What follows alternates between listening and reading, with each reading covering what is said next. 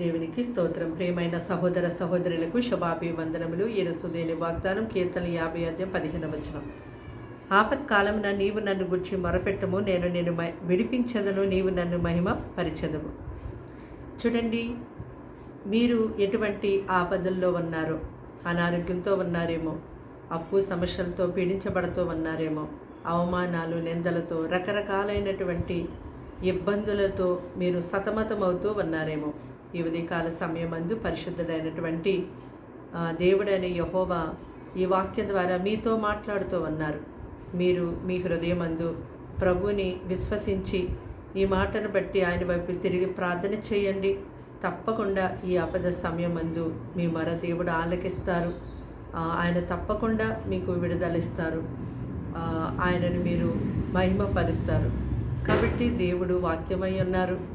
ఆ వాక్యాన్ని నీవు అనుసరించినప్పుడు ఆ వాక్యం ద్వారా దేవుడు ఎంతగానో నేను బలపరుస్తూ ఆయన యొక్క కార్యాన్ని నీ పట్ల ఘనముగా జరిగిస్తారు. ప్రార్థన. దేవానికి వందనములు, స్తోత్రాలు, స్తుతులు చెల్లిస్తున్నాం తండ్రి. ఈ సమయం అంది మాటలు వింటున్న నీ ప్రియ బిడ్డల్ని దీవించి ఆశీర్వదించండి.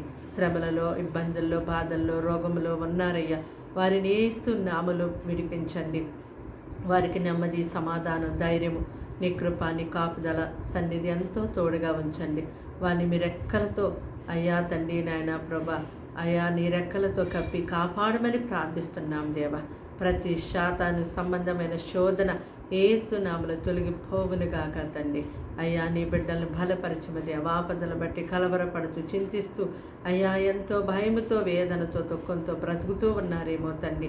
ఈ మాట నమ్మి వారెంతో నీ వైపు తిరిగి మొరపెడుతూ ఉంటుండగా నీ కృప కలిగిన హస్తము చాపి వారిని ఎంతో గొప్పగా విడిపించమని, బలపరచమని యేసుక్రీస్తు నామములో ఈ ప్రార్థన వినయంతో సమర్పించి అడిగి వేడుకుంటున్నాము తండ్రి. ఆమేన్.